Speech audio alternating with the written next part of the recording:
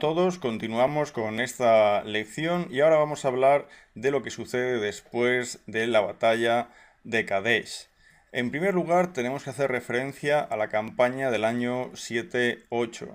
En este momento, el problema se centra en la zona alrededor del Mar Muerto. En este caso, el ejército egipcio se va a dividir en dos.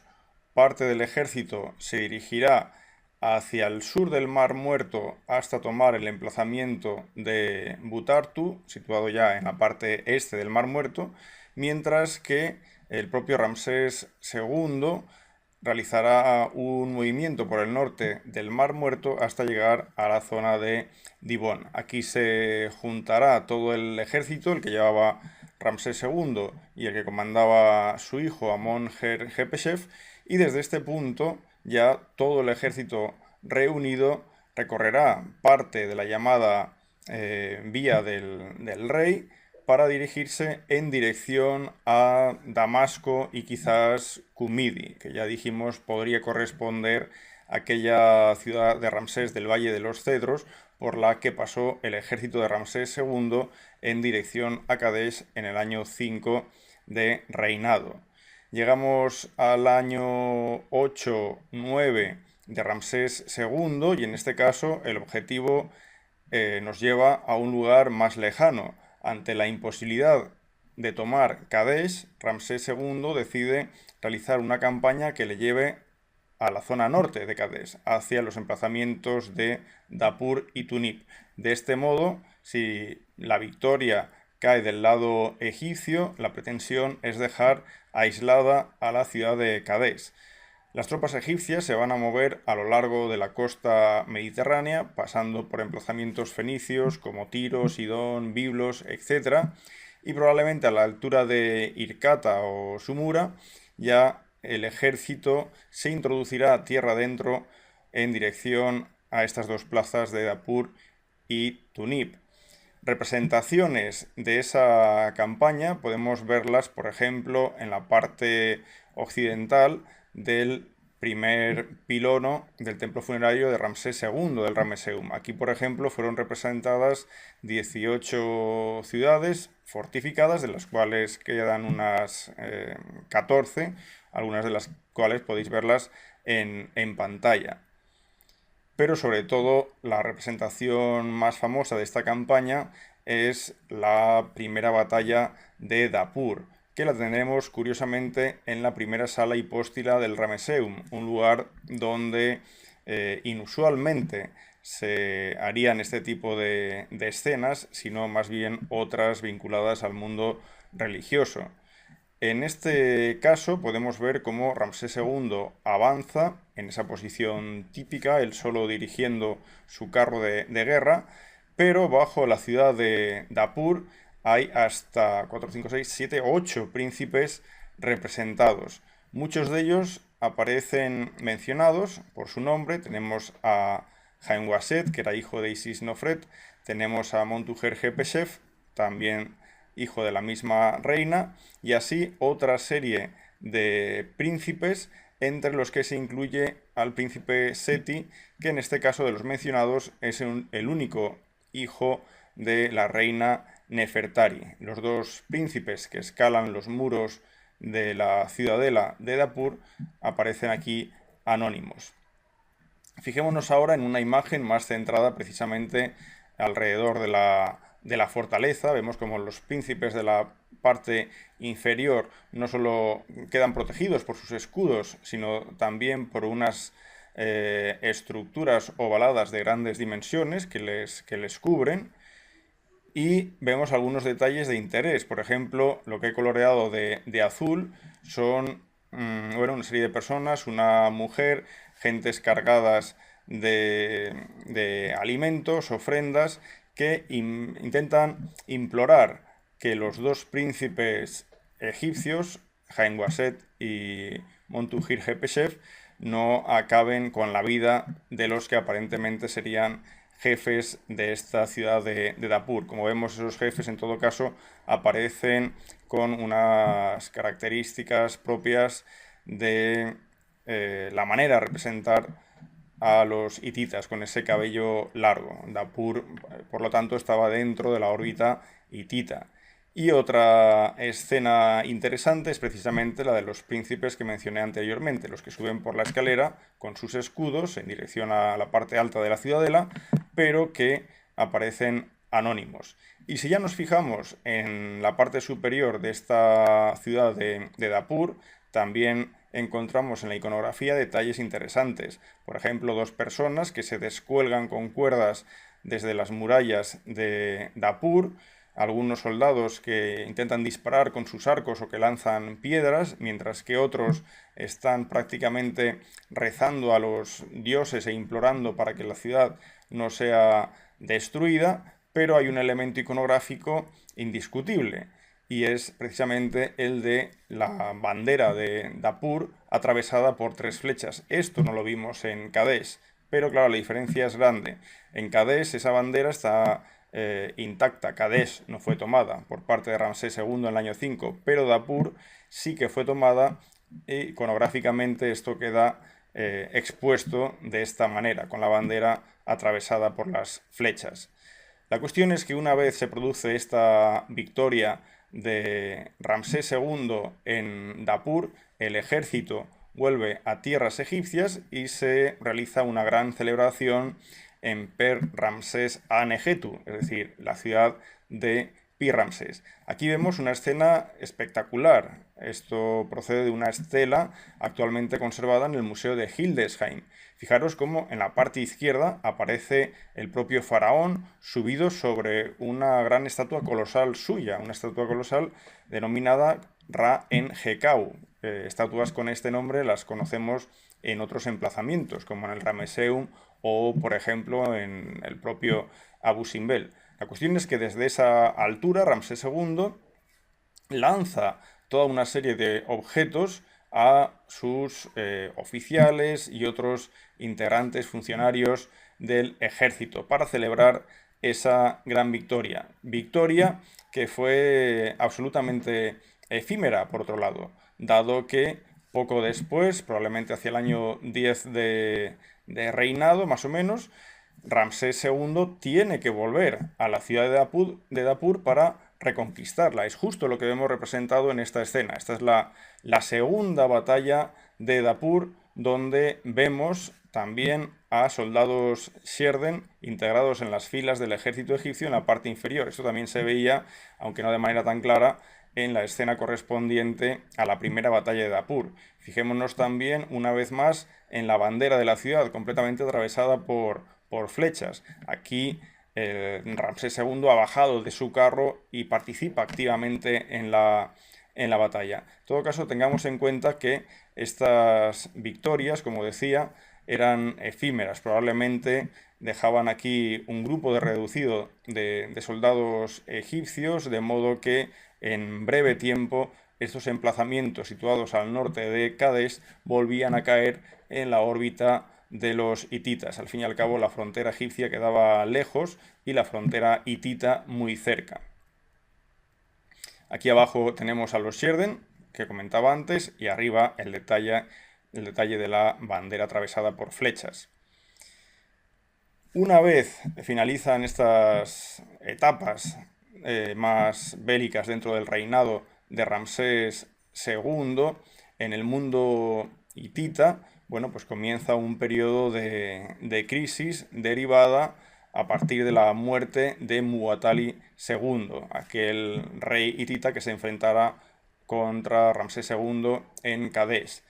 De hecho, cuando muere Muwatalli, hereda el trono del país de Hatti su hijo Urji-Teshub, que asciende con el nombre de Musil III, y Musil III bueno, pues va a tener problemas con su tío, el futuro Hattusil III. Hattusil III había quedado como gobernador en la parte norte del país de Hatti para luchar contra los cascas. Él tuvo victorias muy sonadas, gozó de gran consideración y en un momento dado, bueno, pues entró en conflicto con Mursil III, venciéndole, y a partir de ese momento Mursil III queda exiliado, primero en la región de Nujase, después probablemente en alguna ciudad levantina. Hay quien habla incluso de la posibilidad de que hubiera sido exiliado a Chipre.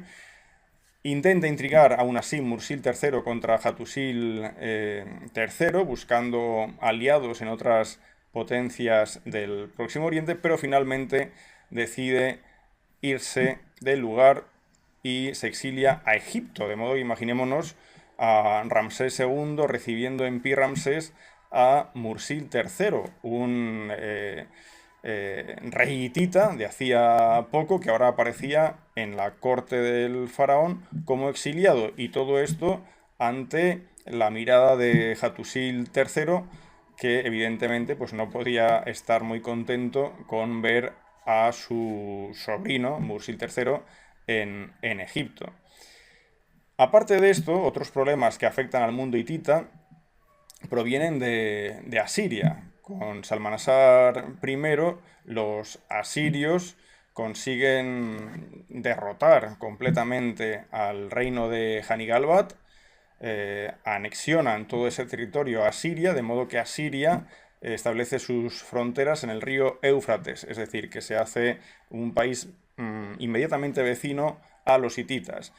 Además, los hititas consiguen asediar y tomar la importantísima ciudad de Carquemis, obteniendo un enorme botín y más de 14.000 prisioneros, y claro, todo esto supone un problema para el mundo hitita, que se había desgastado en continuas guerras con respecto a los hititos, a los egipcios, perdón, sin que hubieran obtenido beneficio de todo ello. Así que llega un momento en el que hititas y egipcios consideran que la mejor salida a este conflicto ya de varios decenios es establecer una paz común entre ambos países. Y aquí es donde surge ese tratado egipto-hitita, que aunque es considerado el tratado más antiguo del mundo, evidentemente hubieron otros mucho antes, pero no conservamos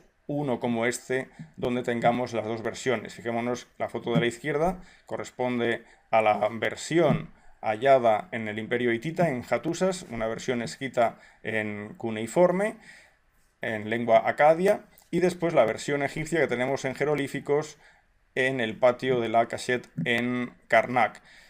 Para llegar a establecer este tratado de paz, hubieron por lo menos quizás 2 años de conversaciones que finalizaron con la elaboración de una tablilla de plata que fue enviada desde el mundo hitita a Egipto. Aquí aparecía la versión elaborada por los hititas del Tratado de Paz. De esa versión se hicieron copias, sin duda, y después otra tablilla de plata que fue enviada por parte de los egipcios al mundo hitita. Esta correspondía a la versión egipcia, pero también en caracteres cuneiformes, probablemente. El tratado que el gran señor de Hatti, el héroe, hijo de Mursil, el gran señor de Hatti, el héroe, el nieto de Supililiuma, el gran señor de Hatti, el héroe, hizo redactar en una tablilla de plata para Usermatra Setepenra, el gran rey de Egipto, el héroe, el hijo de Menmatra, el gran rey de Egipto. Esta es la introducción del tratado de paz entre hititas y egipcios, y el tratado de paz tiene varios puntos importantes. En primer lugar, un pacto de no agresión. Ni los hititas atacarán a los egipcios, ni los egipcios a los hititas. Pero además, si alguna potencia extranjera ataca a algunos de estos dos países, ambos deben ayudar para repeler al invasor y enemigo común.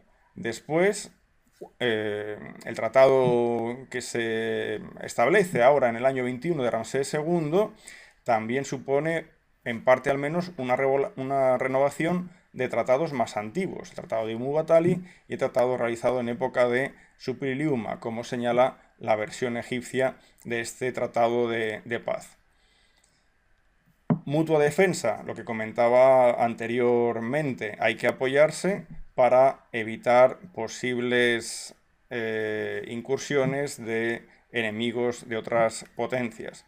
Herencia del trono de Hattusil III. Bueno, eso es un apartado que aparece en el tratado por el cual bueno, pues se señala que el hijo de Hattusil III es el que debe heredar el trono hitita, es decir, que se ha de establecer la legitimidad de la línea de Hattusil III y que en caso de que no sea así, Egipto debería de intervenir para forzar a que esa línea sucesoria se mantuviera. Extradición de refugiados, esto también es un aspecto importante. De hecho, recordemos que cuando se firma el tratado, Urhiteshub, el anterior rey hitita, se había exiliado a Egipto. Buen trato a los refugiados devueltos, eso también aparece dentro del tratado. Recordemos, a modo de inciso, que Urhiteshub no fue devuelto al país de Hatti, quizás por ser un acontecimiento producido con anterioridad a la firma del tratado, esta cuestión quedó sin resolver. Y finalmente cierra el tratado el hecho de que los dioses, tanto hititas como egipcios, son testigos de la firma del mismo. A partir de este momento, a partir del año 21, la situación cambia totalmente entre Egipto y el país de Hatti. Esa guerra de desgaste, esa guerra continua vivida en época de Ramsés II y anteriormente en época de Seti I y que podemos remontar hasta el reinado de Suppiluliuma, esa historia bélica toca a su fin y ahora vemos cómo a partir del año 21 comienza una relación que podemos definir como fraternal. De hecho, sabemos que no solo Hattusil III escribe a Ramsés II o Ramsés II Hattusil III, cosa que entra dentro de la normalidad, sino que además vemos a Pudujepa, la esposa de Hattusil III, escribiendo a los egipcios, incluso a la propia Nefertari y viceversa, o también príncipes hititas escribiendo a príncipes egipcios y viceversa. Por lo tanto, se crea una relación que cada vez va a ser más intensa y más fraternal dentro del reinado de Ramsés II. Os voy a poner algunos ejemplos para que veáis cómo se comunican entre sí y también cómo, a pesar del tratado, surgen ciertos problemas. Fijémonos en esta carta de Ramsés II a Hattusil III. Es una carta en la que Ramsés II pues, intenta protestar un poco porque parece que Hattusil III se había visto ofendido. Hattusil III en una carta anterior dijo: ¿por qué me escribes tú, mi hermano, como si no fuera más que uno de tus súbditos? Quizás los términos con los que Ramsés II se había dirigido a Hattusil III no habían sido del todo correctos y para Hattusil III eso había sido una ofensa, se había considerado casi como un súbdito de Ramsés. Ramsés II le responde y le dice: ¿por qué te iba a escribir como a un súbdito? Recuerda que soy tu hermano, tú deberías hablar con palabras calurosas, etcétera, etcétera. Un poco intenta resolver este pequeño afer, ¿no? Otra carta de Hattusil III a Ramsés II viene en relación al hecho de que, pues decide enviar una princesa hitita a la corte de Ramsés. Le dice que su dote será más grande que la del rey de Babilonia, por ejemplo. Pero, aunque se decide que se va a realizar esta boda, parece ser que desde el momento en que se anuncia hasta que realmente la princesa viaja a Egipto pasa bastante tiempo. De hecho, Ramsés II escribió a los hititas, a Pudujepa, para protestar y la propia reina hitita, pues también se quejó del modo con que Ramsés II había escrito y reduce la lentitud con la que el proceso de envío de la princesa hitita había tenido lugar en un hecho, y probablemente este hecho pues tiene que ver con el conflicto que años antes habían tenido Urhiteshub con Hattusil III y las destrucciones que pudieran haberse generado en el palacio hitita y en el mundo hitita en general. Pero fijémonos cómo acaba la carta la reina Pudujepa. Dice que tú, mi hermano, desees enriquecerte a mi costa, no es fraterno ni te honra. Es decir, que que no tenían problemas en decirse las cosas. La cuestión es que finalmente la princesa egipcia es enviada, hitita, perdón, es enviada a Egipto en el año 34 de Ramsés II. Ella llega a Egipto y en Egipto recibe el nombre de Madhor Neferurra sin que sepamos cuál era su nombre original hitita. Ella es representada, por ejemplo, en Abu Simbel, en la llamada estela del matrimonio, pero también en otros relieves y estatuas. Sabemos de algunas curiosidades, ¿no?, de esta relación creciente entre hititas y egipcios. Por ejemplo, la visita casi turística que hizo el príncipe Hishmi Sharruma, que es el futuro rey Tudaliya IV del país de Hatti. Bueno, pues una visita que hizo a Egipto cuando era príncipe. Y así como este príncipe heredero visita a Egipto, también otros integrantes de la familia real hitita realizaron con seguridad actos similares. Esto es bastante llamativo, ¿no? Pero también hay indicios para considerar que incluso el propio rey Hattusil III visitó Egipto. Fijémonos en esta carta de Ramsés II al rey hitita. ¿Pueda mi hermano aceptar esta buena sugerencia de venir a verme? Entonces nos conoceremos cara a cara en el lugar donde el rey está entronizado. Yo mismo iré a Canaán para encontrar a mi hermano y verlo cara a cara y recibirlo en el corazón de mi tierra. Como digo, probablemente este hecho tuvo lugar y Hattusil III visitó Egipto, algo que es absolutamente extraordinario, ¿no? Ver cómo hasta no hacía nada el conflicto era sangrante entre egipcios y hititas y ahora la relación era absolutamente cordial y de gran amistad entre unos y otros. Y bueno, producto de esta gran cordialidad, habría que citar otro hecho, y es que con seguridad sabemos que probablemente en los primeros años de la década de los 40 de reinado de Ramsés II, otra princesa hitita se desplazó a Egipto para casarse con Ramsés II. Sobre esta princesa ya no tenemos más información, pero bueno, es un dato más para tener en cuenta en esa bonita relación que a partir del Tratado de Paz se creó entre hititas y egipcios.